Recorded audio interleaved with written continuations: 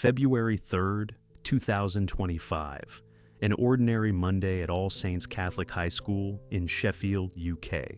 By the end of the lunch break, one life would be extinguished and a community would be left grappling with a chilling question.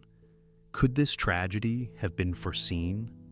Harvey Willgoose, just 15 years old, is remembered as a vibrant young man, a Sheffield character, as his father described him. A beloved son and brother, a passionate football fan. Yet, behind this image of an active teenager lay a struggle.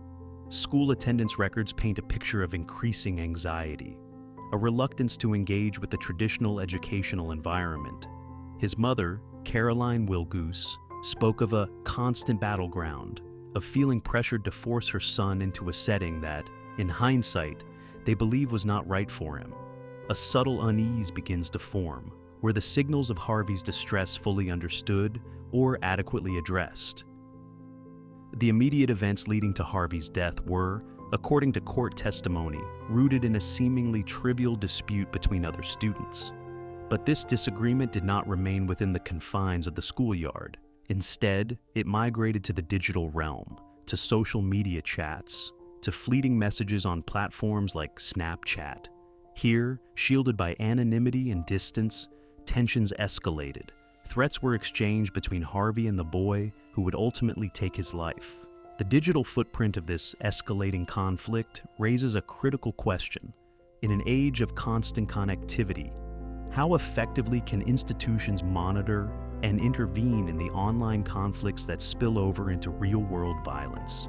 What unseen signals were missed in the digital shadows? The morning of February 3rd offered its own disquieting foreshadows. Witnesses reported seeing the defendant attempting to provoke Harvey. Harvey himself reportedly told friends that he believed the defendant had a knife, though he dismissed it as a bluff. This detail, revealed during the trial, hangs heavy with irony.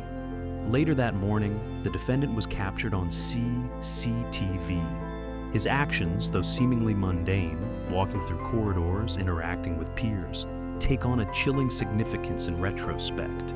What was the atmosphere in those hallways? What unspoken anxieties were present in those interactions? The lunch break, 12:15 p.m. Harvey was in a school courtyard, talking with friends. The normalcy of the scene is starkly contrasted by what was about to unfold.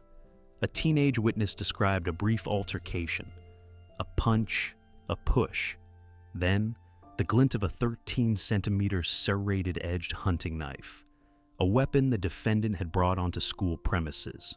CCTV footage, never publicly released in its entirety, confirmed the sequence. 2 stabs, one to the chest, one to the abdomen. Harvey Willgoose was unconscious within moments, his life ending in less than a minute. The speed and brutality of the attack raise unsettling questions about the level of preparedness and the sense of security within the school grounds. The ensuing trial at Sheffield Crown Court hinged on intent. The prosecution argued for murder, presenting evidence that painted a disturbing picture. The defendant's unhealthy interest in weapons, documented in photos found on his phone, and his recent internet searches, revealed just over a week before the stabbing, suggested a mind fixated on anger and violence. Furthermore, testimony revealed that the defendant had ignored a friend's plea to hand over the knife earlier that day. These details chipped away at the defense's claim of a sudden loss of control, a claim rooted in allegations of bullying and taunts. The jury ultimately sided with the prosecution, delivering a guilty verdict for murder. Yet, the contradictions remain. How could a young person harbor such violent thoughts and intentions, seemingly without more significant intervention? Perhaps the most unsettling aspect of this case lies in the events that preceded the fatal day. In December 2024, the defendant's mother found an axe in his bag, prompting a call to the school, who then contacted the police. A police officer visited the home, issuing a warning captured on the body-worn camera. The defendant lied about how the axe got there.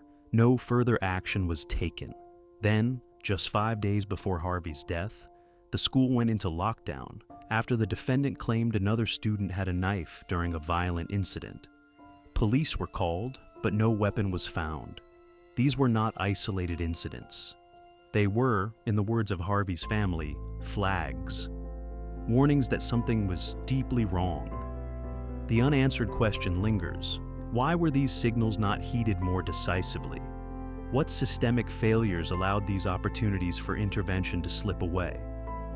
For Harvey's family, the legal verdict provides a degree of closure, but the underlying questions persist. They speak of an unfathomable burden of guilt for encouraging Harvey to attend school that day, a decision that tragically placed him in the lion's den. Now, they are channeling their grief into a campaign for change, advocating for alternative educational provisions and greater awareness of knife crime. Their determination to seek answers and prevent future tragedies underscores the profound impact of this case and the lingering unease surrounding the institutional response. The death of Harvey Willgoose is a stark reminder of the complex factors that contribute to youth violence. While a legal judgment has been delivered, the deeper investigation into the unseen signals, the missed opportunities, and the systemic vulnerabilities is only just beginning. The questions remain.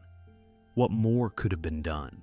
And what lessons must be learned to ensure that no other family has to face such devastating loss?